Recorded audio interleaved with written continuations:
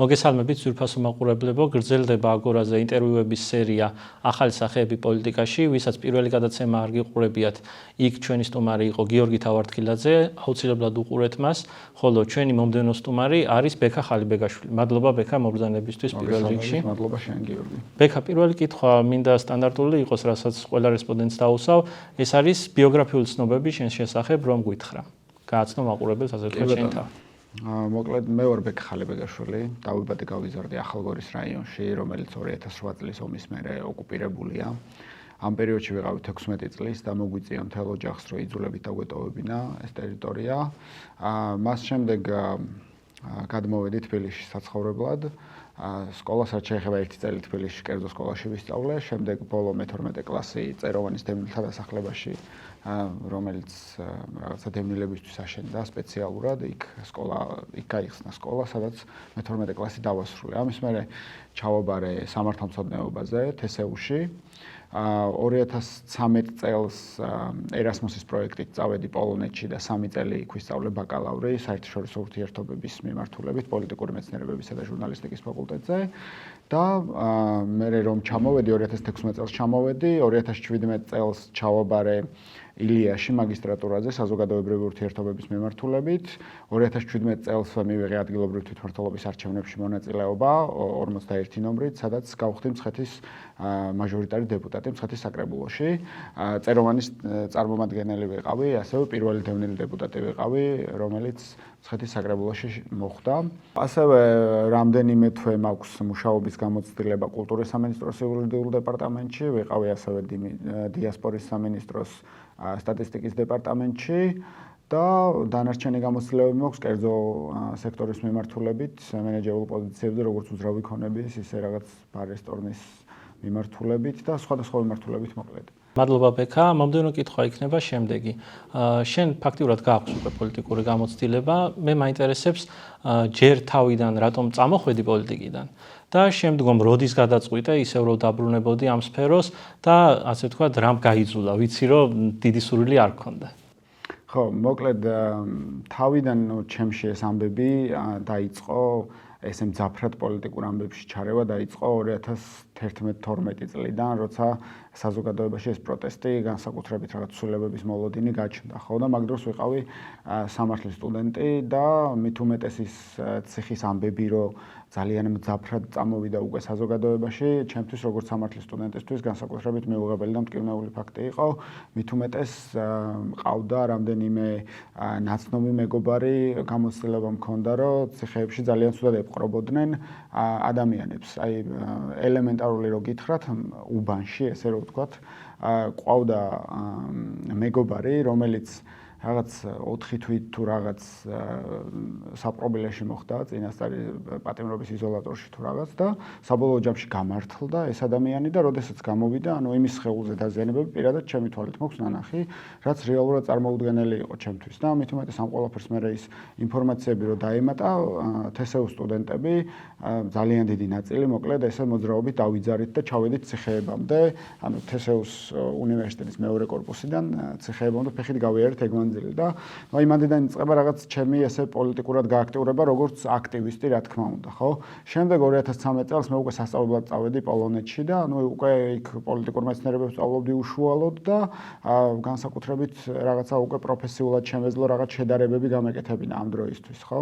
და ძალიან დიდი აი ყველაზე მეტად რაც იწვევდა ჩემში აი ამ პროტესტის შეგრძნებას იყო ქართული ოცნების დამოკიდებულება აი განსაკუთრებით ჟურნალისტების მიმართ, რა ძალიან კახიკალაძის რამდენიმე ინტერვიუ მახსოვს, რომელიც აი ძალიან უხეშად ელაპარაკებოდა ჟურნალისტებს და ეს განსაკუთრებით ჩემთვის მიუღებელი იყო, იმიტომ რომ ამ პოლიტიკოსი ჩემთვის, რა ვიცი, თმენის ვალდებულებიდან დაწყებული, აი ძალიან დიდი და ბევრი ვალდებულება აქვს და მისაბაძე ადამიანი უნდა იყოს ჩემი გადმოსახედიდან, ხო?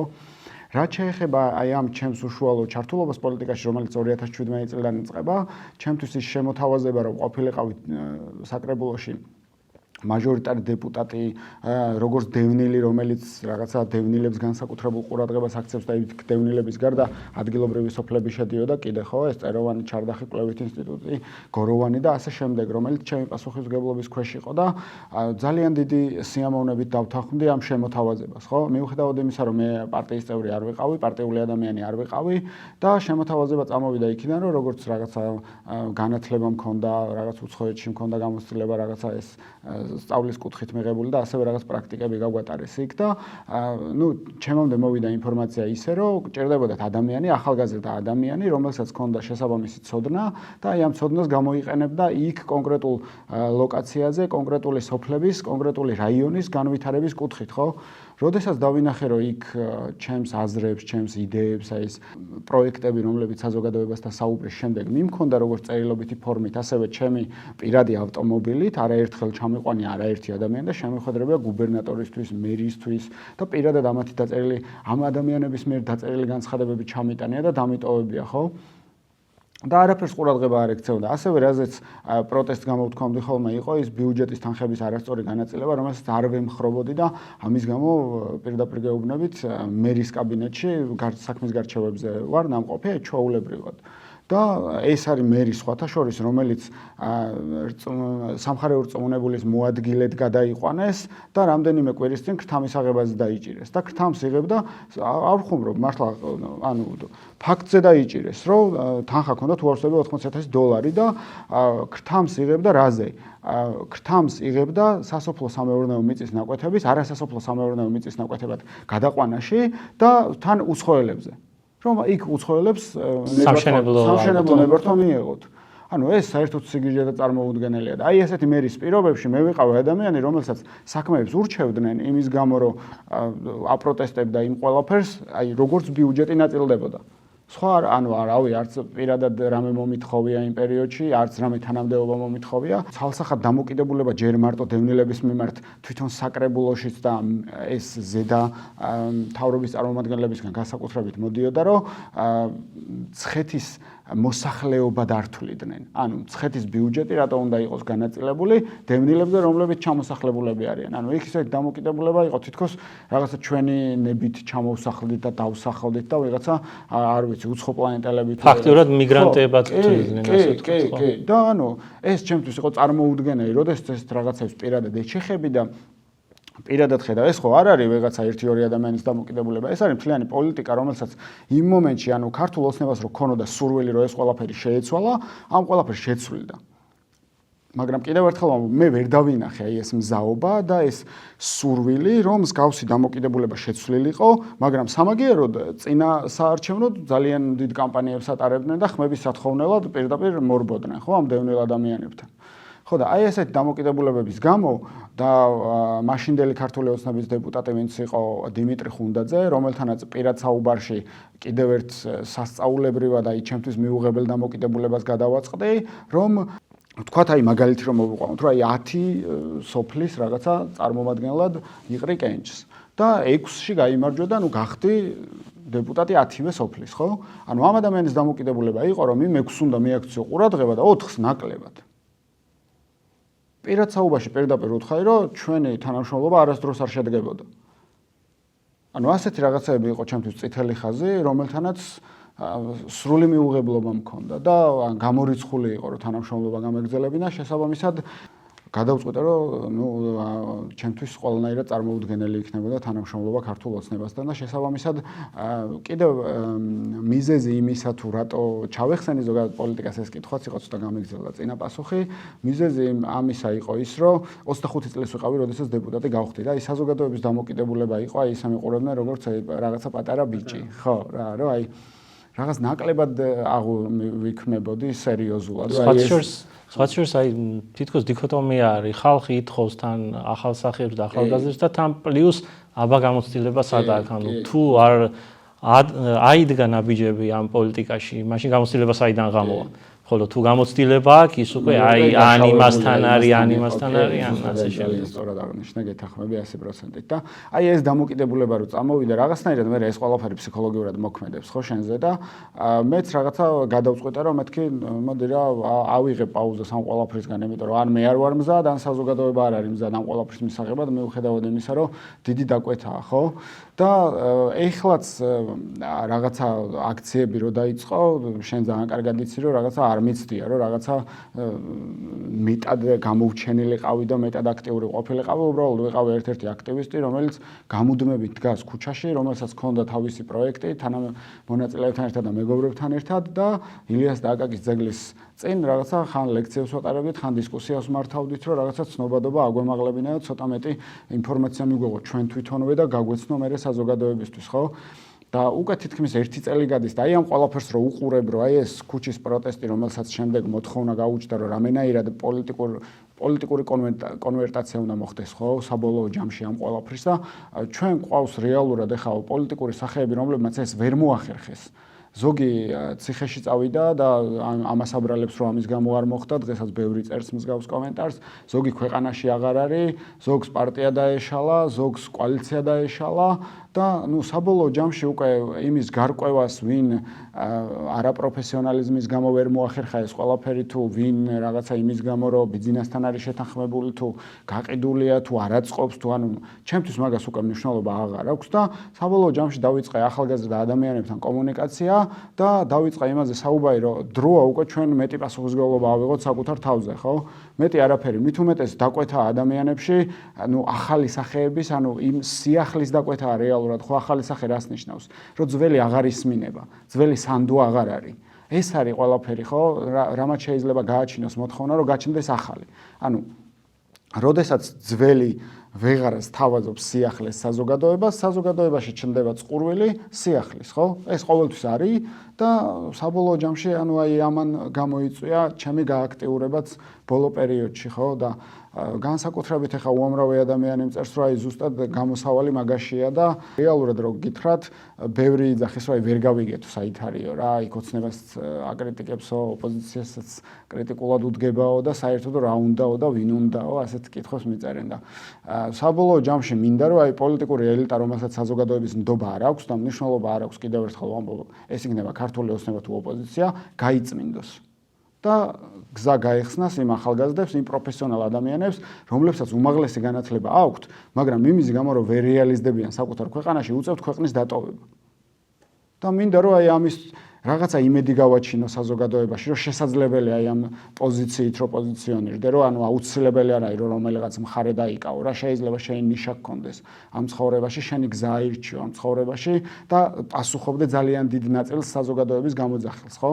და მინდა რომ აი გარდა იმისა, რომ იმედი გავაჩინო, კიდე რაღაცა შანსი გაჩნდეს იმისა, რომ საზოგადოებამ დაინახოს, რომ თურმე აი ამ გზით რაღაც წასვლაც შესაძლებელია და აუცილებელი არ არის რომ ვიღაცებს აი მიუხედავად იმისა რომ ბოლომდე არ ვიზიარებთ და საბოლოო ჯამში არაერთხელ ვთქვი რომ ვიღაცების წინააღმდეგ უფრო მივდივართ და მაგის გამოვაკეთებთ არჩევანს ვიდრე ვიღაცებს მივყვებით და სწორედ ამიტომაც არის რომ უამრავი ადამიანი რომელიც პროტესტით არის განწყობილი ქუჩაშიც კი ვინც გამოდის არ ვერ მიყვება ერთ ადამიანს ხო და უამრავი კიდე იმიტომ არ გამოდის რომ არ იცის ვის გაყვეს ხო და აი ეს რაღაცაები ჯერ საკუთარ თავში უნდა გავიაროთ, დავამარცხოთ და მე უკვე უნდა დავაკონვერტიროთ მთლიანად საზოგადოებაში. ერთმანეთს უნდა მივცეთ სტიმული და გამბედაობა და რაღაცნაირად ვცდილობ რომ ჯერ ჩემ თავში დავალაგო ეს ყველაფერი და რა დონეზეც გამომდის მე გადმოვიტანო რომ საზოგადოებას მივაწოდო ის რასაც ვფიქრობ და რასაც ვგრძნობ და ნუ მეტი არაფერი. მადლობა ბექა. მომდევნო კითხვა იქნება შემდეგი. ერთ-ერთ ტელევიზიაში შენი ნათქვამი სიტყვები შემდგომ სოციალურ ქსელებში გავრცელა და ძალიან დიდი პოპულარობა მოიპოვა.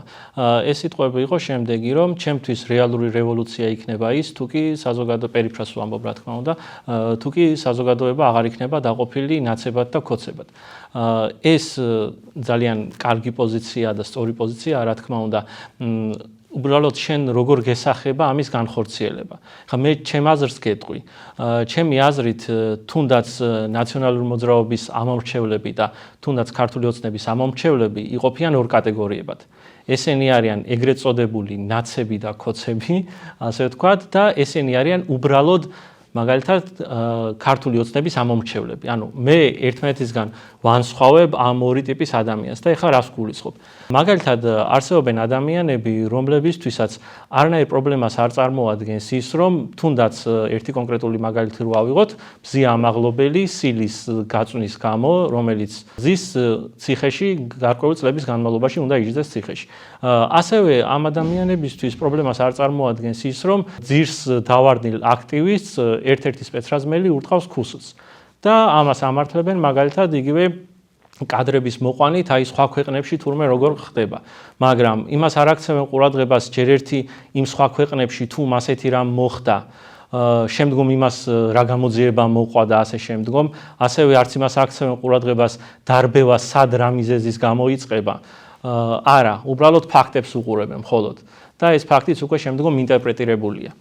მაგრამ არსებობს მეორე ტიპის ადამიანი, რომელიც ხედავს ამ ყველაფერს, არ მოსწონს ეს ყველაფერი, მაგრამ გარკვეული მიზეზების გამო ისევ აძლევს ქართულ ოცნებას ხმას.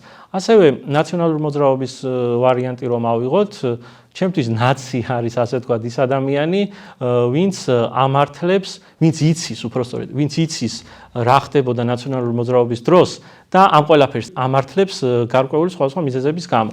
ნუ მაგალითად ის, რომ კრიმინალი იყო ძალიან მაღალი და აბა სხვანაირად როგორ იყო შესაძლებელი. და სიტყვაზე ამართლებს ისეთ მოვლენას, აი მე თვითონაც მილაპარაკია მაგალითად მე სკოლა დავამთავრე ნაციონალური მოძრაობის პერიოდში და იმ პერიოდში ჩემ ირგვლივაც მოხდა გარკვეული ფაქტები სკოლის მოსწავლეებთან დაკავშირებით. მაგალითად, ერთ-ერთი სკოლის მოსწავლე გარკვეული წლებით გაუშვეს ციხეში აბსოლუტურად უდანაშაულო. იმის გამო რომ უბრალოდ სხვა ეჭვმიტანილი არ ყავდათ იმ საქმეში, ხოლო ეს ადამიანი იყო დასმენილი. ასევე იყო ესეთი ფაქტი, რომ რეიდი ჩატარდა, ასე ვთქვათ, უბანში, სხვა სკოლის მოსწავლე ბიჭი ჩასვეს პოლიციის მანქანაში, ცემეს უმოწყალოდ და შემდგომ აღმოჩნდა, რომ თურმე სახელგვარი აერიათ. ჯერ ცემა რა არის ადამიანის და მერე პლუს სხვა ცემეს, ანუ სხვა უნდა ეცემათ და სხვა ცემეს. ანუ მსგავსი ფაქტები რომ არსებობს და ზოგიერთი ამართლებს, ეს ჩემთვის აბსოლუტურად მიუღებელია. მაგრამ არის ისეთი კატეგორია, რომელიც ამ ყველაფერს არ იჯერებს. და შემდგომ ისევ ნაციონალური მოძრაობის მოსვლა სურს. შესაბამისად, ეს ადამიანები ერთის მხრივ ის ადამიანები, რომლებსაც უბრალოდ არ ჯერათ იმ ყველაფრის რაც ხდებოდა და შესაბამისად მათი პოზიცია საკმაოდ გულწრფელია და ასევე ის ადამიანები, რომლებსაც დღევანდელი სიტუაცია არ მოსწონთ, მაგრამ მაინც ირჩევენ ქართულ ოცნებას სხვადასხვა მიზეზების გამო, მათი პოზიციაც გულწრფელია. ხოლო ჩემი აზრით ამ დანარჩენი ორი კატეგორიის ფსიქოტიპი ერთნაირია. ანუ მათი ფსიქოლოგიური მდგომარეობა არის ინკვიზიტორული. ანუ თავარია რაღაც ფორმალურად ხდებოდეს, აი მაგალითად, ნაციონალური მოძრაობა ფორმალურად იყოს პროდასავლური ძალა. ხოლო ქართული ოცნება ფორმალურად ამბობდეს, რომ კაცი კაცია, ქალი ქალია. და დანარჩენი უკვე აღარაფერი არ აინტერესებს. აი შენ როგორ გესახება ასეთ დიქოტომიაში ხალხის გაერთიანება და რა კატეგორიაზე თქვი ეს, ანუ რა კატეგორიის გაერთიანების სურვილი გაქვს და გესახება თუ არა შესაძლებლად ის, რომ ყველა კატეგორია ჩაეხსნა სამკოცებს და ნაცებს. ზოგადად აი რაც აღნიშნე, რომ არის რაღაც კატეგორია, რომელსაც ამ ყველაფერს არ ჯერავ. ეს ისევ და ისევ მომდინარეობს იქიდან, რომ ჩვენ ზოგადად საზოგადოებას ძალიან დიდი პრობლემა გვაქვს ერთმანეთთან საუბრის. აი თაობათა შორის მით უმეტეს ძალიან დიდი ისეთი ჩატეხილი ხიდებია ესე. მიუხედავად იმისა, რომ ქართული საზოგადოება ყოველთვის რაღაც ვამაყობდით იმით, რომ ერთმანეთთან ძალიან დიდი კავშირი გქონდა, ხო, რომ აი ყველას იცნობს. და ესეთი გამონათქვამიც ხო არსებობს, რომ პატარაა საქართველო და ყველას ვიცნობთ. ამის მიუხედავად ერთმანეთთან აი რაღაცა გულწრფელად რაღაცების გაზიარება მაინც არ გვჩვევია. ანუ ამ ყველაფერს ძალიან ბევრი სტერეოტიპი უშლის ხელს რეალურად რა.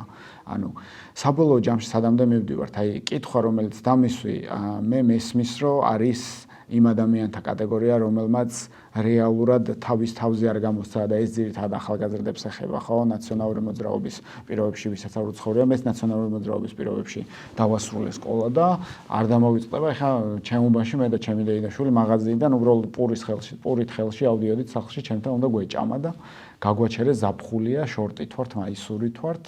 არანაირი საბუთი არ გვაქვს, გვაჩერებენ რაღაცა გადამოწმების მიზნით, იქ რაღაცა პროვოკაციულ კითხვებს გვისვამდნენ, ფოტოებს გვიღებდნენ აკეთებდნენ, აგზავნიდნენ და სანამ პასუხი არ მოვიდოდა ველოდებოდით და ანუ ეს ყველაფერი ხო წნეხია, ანუ სტრესია რეალურად, ხო მით უმეტეს რაღაცა 16-17 წლის ბიჭი რო ხარ, სკოლის მოსწავლე და არიან ადამიანები, რომლებმაც ესეთ დროს რაღაცა შეიძლება იმ პროვოკაციულ კითხვებზე რაღაცა ემოციურად სხვანაირი პასუხი გასცენ და ის თუნდაც გასაგებია რომ აერიათ ხო შენ რა მაგალითიც მოყევი ბავშვი და სხვა ცემეს, მაგრამ რეალურად როგორია ვიღაცა უნდა ეცემათ მაინც. ხო, აი პოლიცია ხო, აი რა ანუ რომელ სამართლიანობაში ჯდება ხო პოლიციის მე სხვათა შორის უნდა აღვნიშნო რომ არ დამოვიწყდება როგორც 2008 წლის გამოვლილ ბავშვს არ დამოვიწყდება პოლიცია 2008-ში ანუ რა მართლა თავი გაწირა და კორდონებს გვიკეთებდა რომ გამოვეტარებინეთ და ანუ აი არ ვიცი რა მე კიდე ერთხელ ვამბობ იმის გამო რომ ერთი თუნდაც 10 და თუნდაც 100 პოლიციელი რაღაცა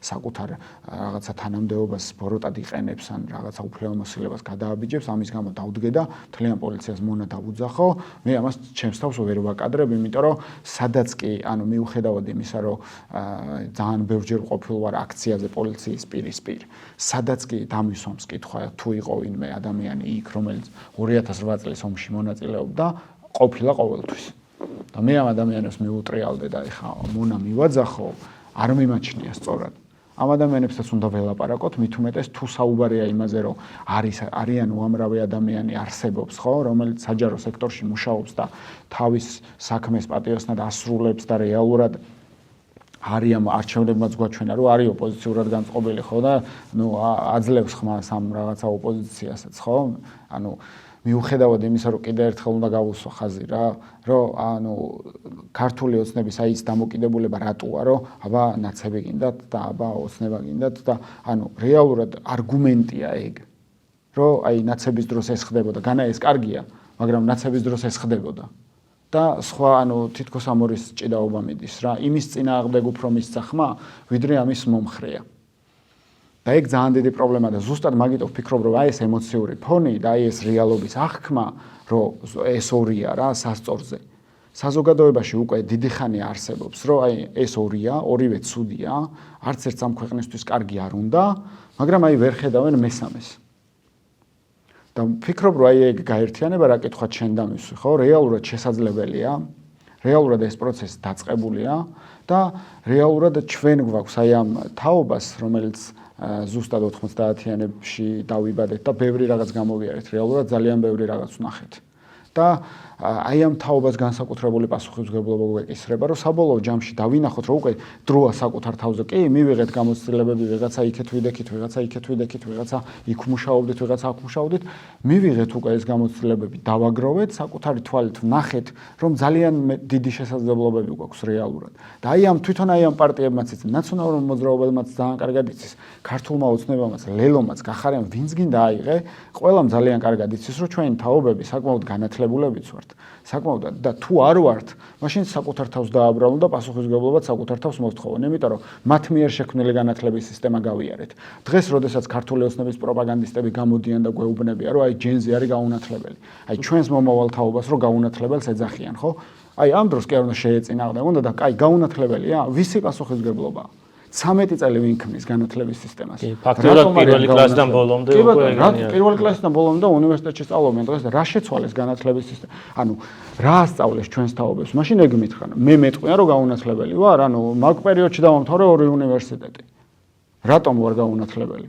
რატომ არ შეცვალე განათლების სისტემა თუ ფიქრობ რომ ის განათლებას არ მაძლევს აზროვნების უნარს არ მაძლევს თუ მეუბნები რომ აი ეს ახალი თაობა აყოლილია ვიღაც აგენტებს გარედან დაფინანსებულ ადამიანებს რაღაც პრემიერი ყავდათ თურმე აგენტების დასმული ხო ნუ თუნდაც თუ ჩვენ ქვეყანაში ნარკოტიკი ისე შემოდის და გადის ასაფეთქებელი ნივთიერებები იარაღი სააკაშვილი ისე შემოდის საზღვარზე ვერ იგებ ბაჩიაშვილი ისე გეპარება საზღვრიდან ვერ იგებ რა ის უსაფრთხოებაზე მელაპარაკები ვისი პასუხისმგებლობაა აი ასეთ რაღაცებზე, როდესაც საუბარია იმაზე, რომ პოლიტიკურ პროცესში უნდა გადაკონვერტირდეს ეს ყველაფერი, რაც ვაპროტესტებთ. აი ამ სახით უნდა კონვერტირდეს, აი ამ სახით უნდა ელაპარაკო ქართულ ოცნებას. და უამრავი კითხვა მაქვს. კიდე ეხლა როდესაც რაღაცა წინა ინტერვიუში ბებია ვახსენე, რომელიც 40 წელი მასწავლებელი იყო და რამდენი თაობა აღზარდა წარმოიდგინე. რომელსაც 450 ლარი აქვს დღეს პენსია. 40 წელი მარტო სკოლაში მუშაობდა. 72 წელი ახალგორის რაიონში 2 სახლი ააშენა და სოფლის მეურნეობა და რა აღარ ქონდა ადამიანს, ხო და ერთ წამში დევნილები გავხდით და 45 ლარია დევნილის შემწეობა. და ამ დროს რავი პენსია 450 აქვს, დევნილის რაღაცა შემწეობა 45 ლარი და ამ დროს მინისტრს 12000 ლარზე მეტი აქვს. ვის სიბრალია?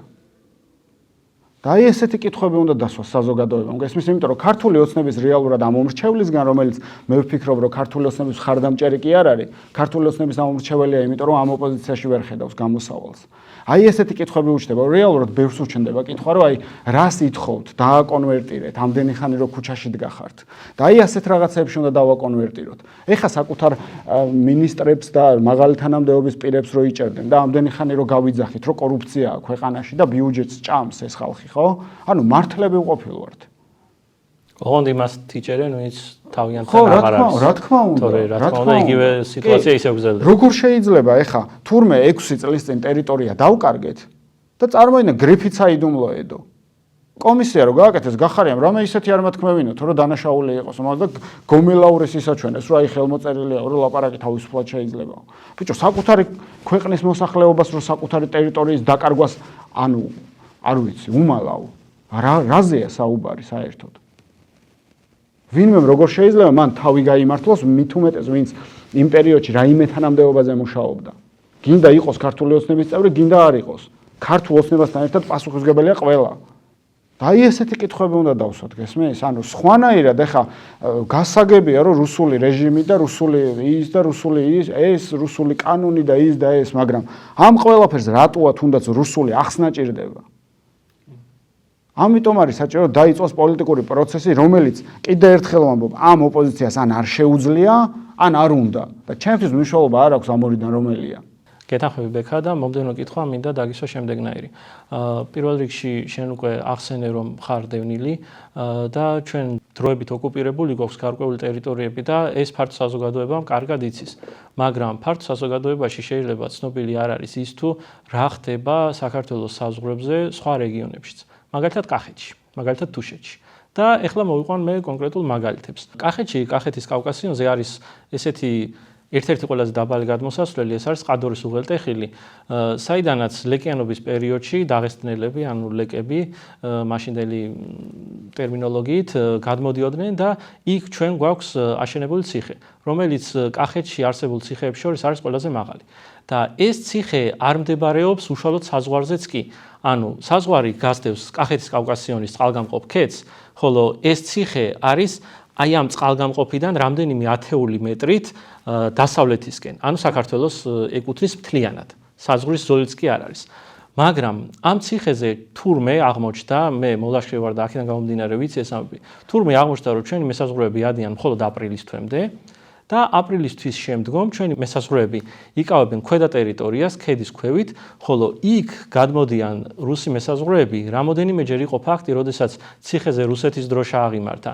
რამოდენიმეჯერ იყო ფაქტი, როდესაც უბრალოდ მწყემსები გადმოიყვანეს ჩვენ ტერიტორიაზე იმისთვის, რომ მიუხედავად იმისა, რომ დაღესტანს მთისაზღვრები ჩვენზე მეტი აქვს, უბრალოდ ასე ვთქვათ, ხაზი რო გაესვათ, რომ აი ჩვენ მწყემსებსაც კი გადმოვიყვანთ თქვენ ტერიტორიაზე და ეს საერთოდ არ გვადარდებს. ჩემი აზრით მხოლოდ ამას ისახავდა მიზნად, აი სხვა გრძელდება ხო ეს? მე იმ ციხეზე ასვლა მინდოდა დაახლოებით 6 წლის წინ და 6 წლის წინ უკვე მსგავს სიტუაცია იყო. კი. და დღემდე ასე არის, აპრილამდე შემილია რომ ავიდე, უბრალოდ აპრილში თოვლია იქ და აი უკვე შემდგომ როდესაც ბალახი ამოდის და კაი საძოვრები ხდება, უკვე ისინი გადმოდიან. და პლუს როგორც აღნიშნე, ჩვენ ციხეზე თავიანთ დროშას აღმართავენ ხოლმე, რამდენჯერმე ეს ფაქტიც იყო. შემდგომ რა თქმა უნდა ის დროშა ჩამოიღეს და შეცვალეს, ოღონდ ეს მოხდა უკვე ზამთარში. როდესაც ჩვენი მესაზღვრეები დაუბრუნდნენ ტერიტორიებს. ასევე ანალოგიური სიტუაცია არის თუშეთშიც. თუშეთშიც ასევე დაღესტნის საზღვართან მდებარე ბოლო ორი ხეობა, ჩრდილოეთი და სამხრეთი შენაკადები ალაზნის, თუშეთის ალაზანზე მაქვს საუბარი, ფაქტიურად იქაც ჩვენ გადასვლა არ შეგვიძლია. და მე ვნახე სატელიტური რუკები, სადაც სამანქანო გზაც კი იყო დაღესტნიდან ჩვენ მხარეს გადმოყვანილი. ოღონდ ეს სამანქანო გზა არ უერთდება საქართველოში არსებულ სხვა გზებს, ანუ ეს არ არის მიმოსვლითი გზა. ეს რაღაც სხვა მიზნებით გააკეთებული გზა არის. შემდგომ დავინტერესდი და მოვიძიე საბჭოთა ტოპოგრაფიულ რუკებზე. იქ მსგავსი გზა არ არის აღნიშნული. შესაბამისად ეს გზაც სავარაუდოდ ახალია. ნუ ახალში გულისხმობ ყოველ შემთხვევაში საბჭოთა კავშირის შემდგომ გაკეთებულს. ჩემი კითხვა შენ მიმართ არის ასეთი, რომ აი ამ ფაქტებზე შენ დამოკიდებულება როგორი, ანუ რამდენად სერიოზულად უნდა აღვიქვათ ეს პირველ რიგში, იმიტომ რომ ზოგმა შეიძლება თქვას, რომ აი კი ბატონო, ზაფხულობით გადმოდიან, მე რა მოხდა, ხო უკან ბრუნდებიან. აი რამდენად სერიოზულად უნდა აღვიქვათ და ასევე თუ გესახება რამე გზა, რომ მსგავსი ფაქტები მეტნაკლებად მაინც აღიკვეთოს. კი, რამდენად სერიოზულად კი არა, ეს უსერიოზულესი საკითხი არის ჩემი გადმოსახედიდან და ჩვენ ლეკები ახსენე, წეგან რაზეც გამახსენე, ისტორიული და მინდა რომ რაღაც პატარა ჩართულობა გავაკეთო, ანუ ერეკლე მეორე, რომელსაც ახლა ძეგლი დაუდგეს.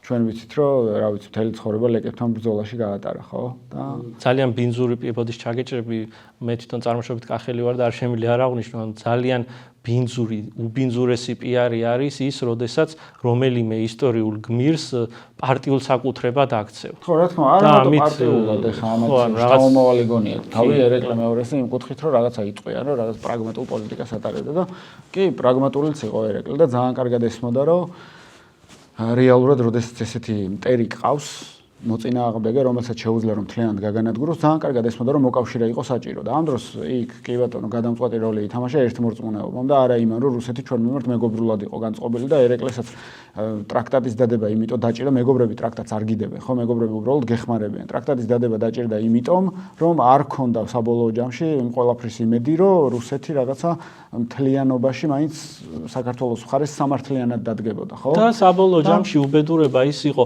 ანუ არა ტრაქტატი იყო უბედურება. უბედურება ის იყო რუსეთმა ამ ტრაქტატის პირობები დაარღვია. მაგას ვამბობ ზუსტად რა, არ ქონდა იმედი, ანუ მაგიტო გაკეთდა ტრაქტატიც, ხო? სხვა რა შემთხვევაში შეიძლება გააკეთო.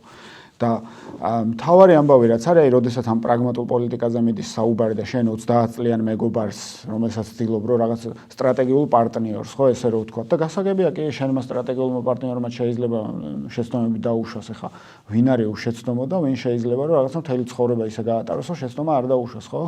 მაგრამ ამ ყველაფრის მიუხედავად რომ გამოდიხარ და უბრალოდ ერთი წინანდებით გინდა რომ ყველანაირი რაღაცა სტრატეგიული მოკავშირე ჩამოიშორო, ეს არ არის პრაგმატული პოლიტიკა. ანუ ეს საერთოდ არ არის პრაგმატული პოლიტიკის ნაწილი. მით უმეტეს ერეკლეზე ვსაუბრობდით და ლეკიანობის წინააღმდეგ იბრძოდაო და რა ვიცი, ერთ ადამიანსაც კი არ ატანდა მტერს, ესე რომ ვთქვა და ამათ, რა ვიცი, როცა უნდათ მაშინ გვიხოცავენ საკუთარ ტერიტორიაზე ადამიანებს და ელემენტარული გამოძიება არ დაუწყეთ არც ეს საქმეზე, ხო? მე მახსოვს ტატუნაშვილის მკვლელობის დროს, სანამ თავარი მაგისტრალი არ გადავკეტეთ, გადმოსვენებაც კი არ მოხერხდა ცხედრის. და საერთოდ რაზეა საუბარი, როგორ შეიძლება კიდე ერთხელ ვამბობ, ანუ ძეგლის დადგმის პერიოდში ზუსტად შეიხი იყო ჩამოსული, რომელსაც ბიძინა ივანიშვილი შეხვდა. რატო შეხვდა ბიძინა ივანიშვილი, როცა პრემიერი სხვა ყავს და პრემიერმა თარჯიმანზე ცოტა ილაპარაკა და დასდევდა უკან დადიოდა პატარა ბავშვივით. და დავინახეთ, რომ ბიძინა ივანიშვილი თუ ვინმეს თავს უხრის, ფულია. როგორ მიესალმა და როგორი მოწიწებით შეხვდა, კარგად ვიცით, ხო? თუ რა ხდება, ახლა მტერი მარტო მაშინ არის მტერი, თუ ხმალაღმართული მოდის და ეგრე უნდა მიწის წაღება და თუ ფულით მოდის და ჩვენ თვითონ მივყიდით, მტერი აღარ არის, მიწა აღარ მეაქვს. ორმაგი სტანდარტებია ეს ყველაფერი, გესმის? ანუ რომელსაც ჩემი აზრით ქართული ოცნების ამორჩეველი კიდე ერთხელ ვამბობ, რომ ქართული ოცნების უდიდესი ნაწილი ამორჩევლის ძალიან კარგად იაზრებს, ხო? და რაც შეეხება აი ამ ტერიტორიულ უდიდესი ყურადღება უნდა მიექცეს, მე კიდე ერთხელ გეუბნები, რომ მაგ საკითხს მაქსიმალურად ვეცდები, რომ აი ამ ტერიტორიებზე რუკიდან ამოვიღო თუ მუნიციპალიტეტს მივმართო თუ რაიმე ინფორმაცია მოვიძიო აი ამ საძოვრებთან დაკავშირებით რა ხდება და კარგი იქნება ერთად თუ გავაკეთებთ მაგას, იმიტომ რომ ეს არ არის ჩემთვის ნორმალური იყოს შენი ტერიტორია, გაზაფხულამდე შენი დროშა იყოს, ზაფხულში სხვა ქვეყნის დროშა იყოს და სხვა ქვეყნის ჩვენ რავი საძოვრები ძალიან ბევრი გვაქვს და ჩვენს რაღაცა მეცხვარეებს და ფერმერებს არ ჭირდებათ თუ ხო, რეალურად ჩემი აზრით ის საძოვრად გადმოყვანა არც იმათ არ ჭირდებათ. უბრალოდ ეს რაღაც განაცხადია. ხო, მაგას ხო, განაცხადი არის. აი კიდე ერთი ფაქტი რომ აი სად არის ამ დროს ოპოზიცია, ანუ რატო არ ვიცით ეს ფაქტი? ხო, აი არ ვიცი რა, აი რავი 6 წლის წინ მიწა დაიკარგა ოპოზიციისგან ვერ გავიგეთ. აი ესეთი რაღაცები ხდება ოპოზიციისგან ვერ ვიგებთ. ანუ აი საერთოდ რა, ანუ ძალიან მინდა ამ ადამიანებს ოდესმე, აი ესე პირისპირ დაუჯდე და პირდაპირ კითხვა დაუსვა მათთვის რას ნიშნავს ოპოზიციაში ყოფნა. აი როგორ წარმოუდგენიათ საერთოდ. საკუთარი ინტერესებისთვის იბრძვიან. არ ესმით ჩვენი, არ ცხოვრობენ ჩვენთან ერთად, მათი შვილები ჩვენთან ერთად სკოლებში და უნივერსიტეტებში არ სწავლობენ, უმეტესობა მათგანი საერთოდ ამ ქვეყანაშიც არ იბადება და ქართულიც არ იცის ნორმალურად.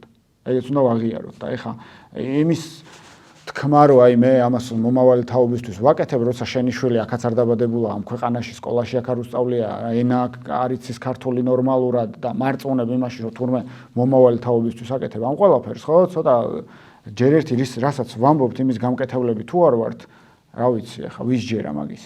მე ვფიქრობ, რომ ძალიან ცოტაა დარჩენილი იმასე, რომ ძალიან დიდ მამას ამ ქართული მოსახლეობის დავინახოთ, რომ ერთმანეთის გარდა არავინ არ გვყავს. აი ეს დამოკიდებულება მაქვს. თუ ვინმეს აქვს იგივე დამოკიდებულება და აქვს სურვილი, რომ აი ეს საქმე ერთად ვაკეთოთ, ნებისმიერ ადამიანთან მზად ვარ, რა ვიცი, გავერთიანდე და აი ამ გზით ვიაროთ. იმიტომ რომ ჩემი გულწრფელი დამოკიდებულება არის ეს. მადლობა ბექა.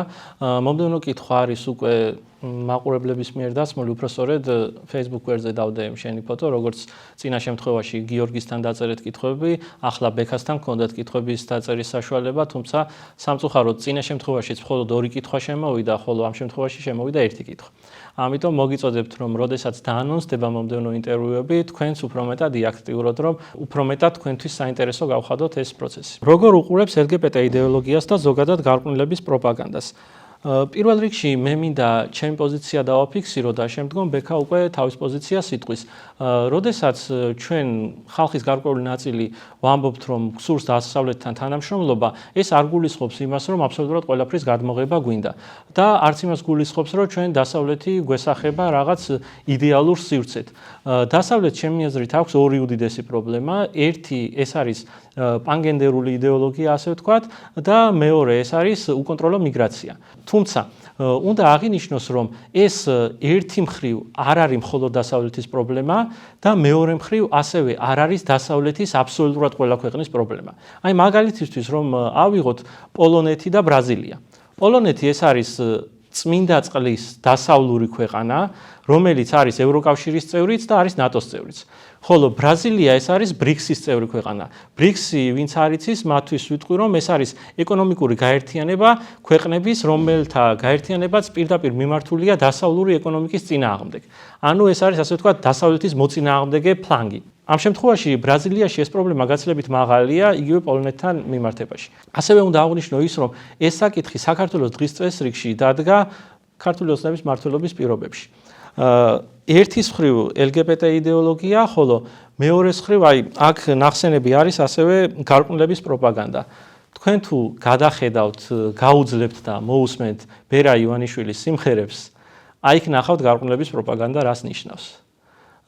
ეხლა ამ გადაცემაში, რა თქმა უნდა, ციტირებას არ მოვიყვან, იმიტომ რომ ჩემი გადაცემის ფორმატი არ ითვალისწინებს მსგავსი ფრაზების წარმოთქმას. ახლა კი უკვე ასპარეზს უთმობ ბექას.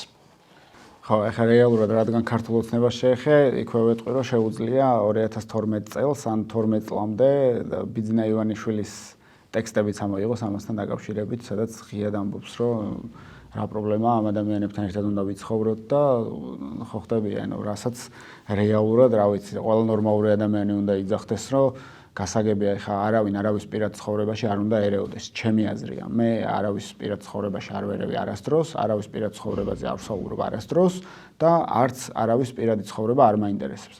რაც შეეხება გარყვნილების პროპაგანდას, როგორ შეიძლება საერთოდ თვითონ სიტყვაც გეუბნება მაგას, რომ გარყვნილების პროპაგანდის მომხრე იყო. ანუ გამორიცხულია და შენახსენე პოლონეთი, სადაც 3 წელი ვისწავლე და პირდაპირ გეუბნები ევროკავშირის ქვეყანა 2004 წლიდან ყველაზე მაღალი ეკონომიკური ზრდა აქვს. პირადი კავშირები აქვს უკვე ამერიკასთან, დამოუკიდებლად, ანუ აი დამოუკიდებლად ამერიკა ზოგადად მოლაპარაკებების პერიოდში პირდაპირ ითხოვს, რომ პოლონეთის წარმომადგენელი იყოს ჩართული ამ პროცესში, ხო? პოლონეთში ჩახვიდეთ და ნახოთ ელემენტარული არ ვიცი რა, მე რაც იქ ვნახე 3 წლის განმავლობაში, თუნდაც აი აღდგომებზე რომ სასაფლაოზე გავედით, როგორი მოვლილია, თავისი აი საპარკინგე სივრცეებით გაწმენდილი, გასუფთავებული ყველას პატრონი ყავს, ანუ თითოეულ საფლავს და ანუ აი ჩადით უბრალოდ ნახეთ, როგორ აღიქვამს პოლონეთი ქრისტიანობას. და სხვათა შორის მართლმადიდებლური ავტოკეფალიაც აქვს. კი. მიუხედავად იმისა, რომ თვითონ პოლონეთი კათოლიკური ქვეყანად ითვლება, მაგრამ მართლმადიდებლურ ეკლესიას იქ აქვს. აი ეს ყველაფერი სანახავია, ხო და როდესაც ქართული ოცნება ესე პროპაგანდას ავრცელებს, ჩვენ ევროკავშირის მუშაობის წესებიც უნდა ვიცოდეთ, ხო? ეს არ არის ვალდებულება. არავის არ ავალდებულებს ევროკავშირი ამ კანონის მიღებას. და მე თუ მკითხავ რის სიმომხრეც მე ვარ, ზოგადად კონსტიტუციაში უნდა აღდგეს რეფერენდუმის წესი ერთი, რომ როდესაც ესეთი საჭიროებო საკითხია და ძალიან იწევს საზოგადოების დაყოფას, ეს ერთმა და ორმა ადამიანმა არ უნდა გადაწყვეტოს და არც რაღაცა 100 კაციანმა პარლამენტმა თუნდაც ან 300 კაციანმა. უნდა ჩაატაო რეფერენდუმი და საზოგადოებას უნდა კითხო აზრი ამასთან დაკავშირებით. თუ გინდა დემოკრატიულადაც თუ გინდა რომ გადაწყვეტო, ხო? და მეორე რაც კონსტიტუციაშია შესაძლებელი არის ის, რომ ხალხი ძალაუფლების წყარო კი არ არის, ძალაუფლება ეკუთვნის ხალხს. ყველა ასეთი საჭიროებო საკითხი უნდა წყდებოდეს ზუსტად რეფერენდუმის წესით. საზოგადოება უნდა წვეტდეს საკუთარ ქვეყანაში რა უნდა დაკანონდეს. და იმის შესაძლებლობაც უნდა ქონდეს საზოგადოებას თუ რომელიმე მთავრობა გადაწყვეტს და რაიმე კანონს მიიღებს, რომელიც ასევე დიდ რაღაც აჟიოტაჟს გამოიწვევს საზოგადოებაში, რეფერენდუმის წესით უნდა შეიძლებადეს ამ კანონის გაუქმებაც. მადლობა ბექა, მადლობა სტუმრობისთვის. თქვენ კი დაელოდეთ მომდევნო ეპიზოდებს. მადლობა კიდევ ერთხელ.